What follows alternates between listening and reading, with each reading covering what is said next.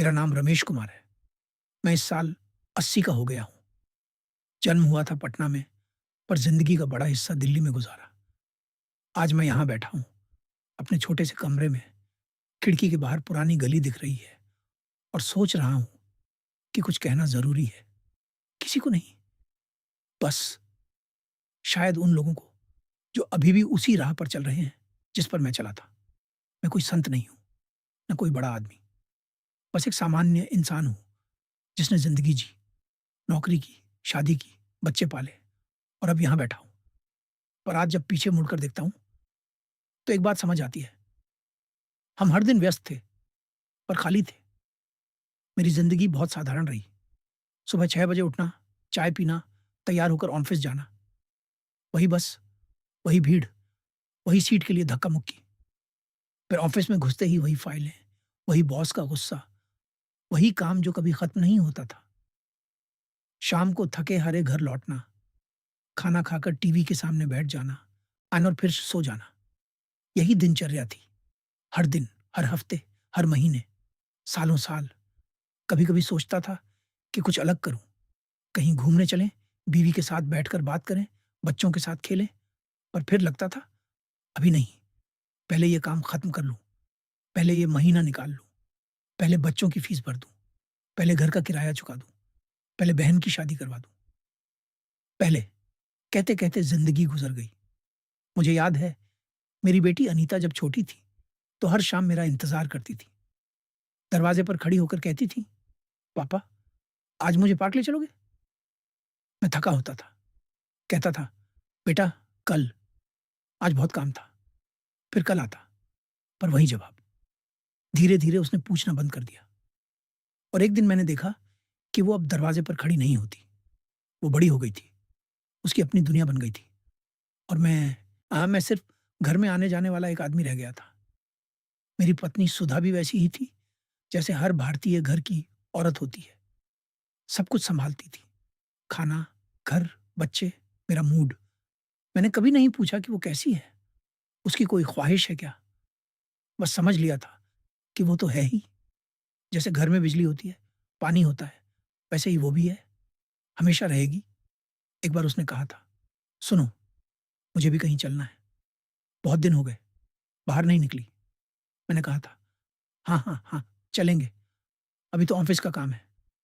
फिर वो बात वहीं रह गई और धीरे-धीरे उसने भी कहना छोड़ दिया। आज वो नहीं है, 3 साल हो गए और अब जब उसकी अलमारी खोलता हूँ, तो उसकी साड़ियाँ देखकर लगता है, कितनी बार उसने कहा होगा मन में कि मैं उसे कहीं ले चलूँ, पर मैं सुनता ही नहीं था, व्यस्त था, ज़रूरी कामों में। पर आज सोचता हूँ, वो कौन से ज़रूरी काम थे? ऑफ़िस में एक प्रमोशन के लिए रातों-रात जागना, वहाँ बॉस को खुश रखने के लिए हम-यहाँ मिलाना, पड़ोसियों को दिखाने के लिए नई चीज़ें खरीदना, समाज में इज़्ज़त बनाए रखने के लिए अपनी इज़्ज़त गिरवी रख देना। ये सब मुझे इतना ज़रूरी लगता था कि असली ज़रूरी चीज़ें दिखाई ही नहीं देती थीं। मेरा बेटा अमित भी बड़ा हुआ।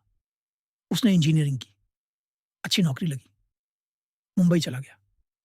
अब साल में 1-2 बार आता है, 5 मिनट बात होती है, फिर वो अपने फ़ोन में लग जाता है और मैं देखता रहता हूँ। एक दिन उससे पूछा, "बेटा, तुम खुश हो?" उसने हँसते हुए कहा, "हाँ पापा, सब ठीक है।" पर उसकी आँखों में वही थकान थी, जो कभी मेरी आँखों में होती थी। वही जल्दबाज़ी, वही बेचैनी। मैंने कुछ कहना चाहा, पर रुक गया, क्योंकि मैंने खुद तो वही ज़िंदगी जी थी। मैं उसे क्या समझाता? मेरे दोस्त थे, ऑफ़िस में, मोहल्ले में, पर कभी किसी से दिल की बात नहीं की। बस हँसी-मज़ाक, चाय-समोसा और क्रिकेट की बातें। जब मेरी बीवी गुज़री, सो तो सबने 2 दिन साथ दिया। फिर सब अपने-अपने घर चले गए और मैं अकेला रह गया। तब समझ आया कि दोस्त बहुत थे, पर कोई अपना नहीं था, क्योंकि मैंने कभी किसी को अपना बनाया ही नहीं। हमेशा सतह पर रहा, कभी गहराई में नहीं गया। मैं मंदिर भी जाता था, हर मंगलवार, हर त्योहार, पर वहाँ भी दिखावा ही था। प्रसाद चढ़ाओ, घंटी बजाओ, प्रणाम करो और निकल लो। भगवान से कभी बात नहीं की, बस माँगता रहा, नौकरी मिल जाए, प्रमोशन हो जाए, बच्चे पास हो जाएँ। कभी शुक्रिया नहीं कहा, कभी चुपचाप बैठकर सुना नहीं। आज जब बैठता हूँ तो लगता है मैं जी तो रहा था, पर जीवन नहीं जी रहा था। मैं सांस तो ले रहा था, पर जिंदा नहीं था। हम सब यही करते हैं, है ना? हम सुबह उठते हैं सिर्फ इसलिए कि उठना है, काम करते हैं क्योंकि करना है, खाना खाते हैं क्योंकि भूख लगी है, सो जाते हैं क्योंकि थक गए हैं, पर कभी महसूस नहीं करते कि हम क्या कर रहे हैं, क्यों कर रहे हैं, किसके लिए कर रहे हैं। मुझे याद है, एक बार मैं ट्रेन में बैठा था, लोकल ट्रेन, भीड़ थी, धक्का मुक्की थी, सबके चेहरे एक जैसे थे, थके हुए, खाली। मैंने खिड़की से बाहर देखा, खेत थे, पेड़ थे, आसमान था, कितना सुंदर था, पर किसी ने नहीं देखा। सब अपने फोन में या अपने विचारों में खोए थे। मैंने भी नहीं देखा, बस 2 सेकंड देखा और फिर मैं भी अपने काम की सोच में डूब गया। आज सोचता हूँ, कितने सूरज उगे और मैंने नहीं देखे, कितनी बारिश हुई और मैं छाते में छुपा रहा, कितने फूल खिले और मैं गुजर गया बिना रुके। हम समझते हैं कि जिंदगी बाद में जी लेंगे, पहले कुछ कर लें, कुछ बना लें, कुछ हासिल कर लें, पर जिंदगी तो अभी है, इसी पल, इसी सांस में।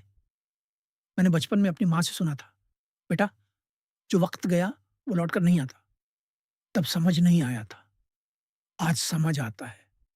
मेरे पिताजी भी ऐसे ही थे, हमेशा काम में लगे रहते थे, घर में होते भी नहीं थे, और जब रिटायर हुए और तो सिर्फ 3 साल जिए, बीमार हो गए, अस्पताल में पड़े रहे। आखिरी दिनों में उन्होंने एक बार कहा था, काश थोड़ा जी लिया होता। तब मुझे लगा था कि ये बुढ़ापे की बातें हैं, पर आज मैं खुद वही बात कह रहा हूं। मैं तुमसे कुछ पूछना चाहता हूं, तुम जो अभी ये सुन रहे हो, सोचो, तुम्हारी आखिरी बार कब किसी से दिल खोलकर बात हुई थी? कब तुमने अपनी माँ को बिना किसी काम के फ़ोन किया था? कब तुमने अपने बच्चे की आँखों में आँखें डालकर पूछा था कि वो कैसा है? कब तुमने किसी पेड़ के नीचे बैठकर सिर्फ़ हवा महसूस की थी? मैं तुम्हें डराना नहीं चाहता। मैं बस कह रहा हूँ, जो मैंने नहीं किया, शायद तुम कर सको। अब मैं अकेला रहता हूँ, एक कमरे में, पड़ोस में लोग हैं, पर कोई आता-जाता नहीं। बच्चे दूर हैं, दोस्त बूढ़े हो गए, कुछ तो चल बसे। अब मेरे पास वक़्त बहुत है, पर अब कोई है नहीं जिसके साथ बिताऊँ। मैं रोज़ सुबह छत पर जाता हूँ, वहाँ एक पुरानी कुर्सी है, बैठता हूँ, आसमान देखता हूँ, चिड़ियाँ उड़ती हैं, बच्चे स्कूल जाते हैं, ज़िंदगी चलती रहती है और मैं सिर्फ़ देखता हूँ। कभी-कभी सोचता हूँ, काश मैं पहले जाग गया होता, काश मैंने अपनी बेटी को पार्क ले जाया होता, काश मैंने सुधा से कहा होता कि वो कितनी खूबसूरत लगती है, काश मैंने अपने बेटे को सीने से लगाकर कहा होता कि मैं उसे प्यार करता हूँ, काश मैंने अपने दोस्तों से सच्ची बातें की होती, काश मैंने ज़िंदगी को महसूस किया होता, सिर्फ़ जिया नहीं होता। पर काश से कुछ नहीं होता। मैं तुमसे कुछ माँगने नहीं आया हूँ, मैं तुम्हें उपदेश देने नहीं आया हूँ। मैं बस एक बूढ़ा आदमी हूँ, जो अपनी कहानी बता रहा है। तुम चाहो तो सुनो, चाहो तो भूल जाओ। पर अगर तुम अभी भी उसी राह पर हो, जिस पर मैं था, अगर तुम भी हर दिन व्यस्त हो, सिर पर खाली हो, अगर तुम भी बाद में कहकर ज़िंदगी टाल रहे हो, तो बस एक बार रुक जाओ। बस एक पल के लिए। अपने घरवालों को देखो, उनकी आँखों में झाँको, उनसे पूछो कि वो कैसे हैं? सच में पूछो, सुनो भी, जवाब में कुछ मत कहो, बस सुनो। आज शाम को जब घर लौटो, तो फ़ोन एक तरफ रख दो, टीवी बंद कर दो, बस बैठो, अपने बच्चों के साथ, अपनी बीवी के साथ, बात करो, हँसो, छोटी-छोटी बातें करो। वो बड़ी चीज़ें जो तुम्हें छोटी लगती हैं, वही असली बड़ी चीज़ें हैं। कभी सुबह जल्दी उठो, सिर्फ़ सूरज देखने के लिए, काम के लिए नहीं। बस देखो कि कैसे रात खत्म होती है और दिन शुरू होता है। ये चमत्कार है और ये हर दिन होता है, पर हम देखते नहीं। कभी बारिश में भीगो, हाँ, भीगो, छाता छोड़ दो, बस 5 मिनट, महसूस करो कि पानी कैसा लगता है। ये पागलपन नहीं है, सो ये जीना है। अपने माता-पिता से मिलो, अगर वो अभी हैं, तो उनके पास जाओ, उनका हाथ पकड़ो, उनसे कहो कि तुम उन्हें प्यार करते हो। वो शायद हैरान हो जाए, पर उन्हें अच्छा लगेगा। और तुम्हें भी। अपने दोस्तों को फ़ोन करो, पुराने दोस्तों को, जिनसे बरसों से बात नहीं हुई।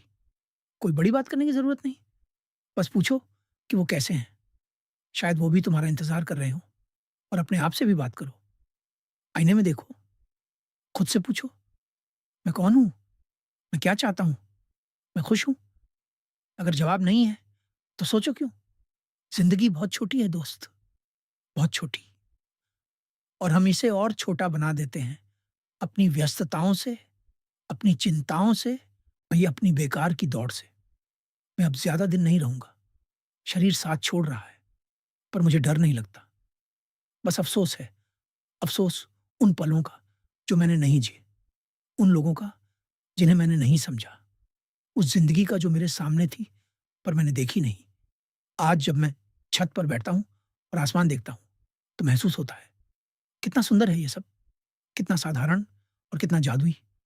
और बस यही कहना चाहता हूँ, जागो, अभी जागो, देर मत करो, क्योंकि एक दिन तुम भी यहाँ बैठोगे, जहाँ मैं बैठा हूँ, और तब तुम भी कहोगे, काश! पर अभी तुम्हारे पास वक़्त है, अभी तुम्हारे पास मौका है, अभी तुम बदल सकते हो। मैं नहीं बदल सकता, पर तुम बदल सकते हो। बस इतना याद रखना, व्यस्त रहना और ज़िंदा रहना अलग चीज़ें हैं, बहुत अलग। मेरा नाम रमेश कुमार है, मैं 80 साल का हूँ, और आज मैंने तुमसे अपनी सबसे बड़ी सीख बाँटी है। अब तुम्हारी बारी है जीने की।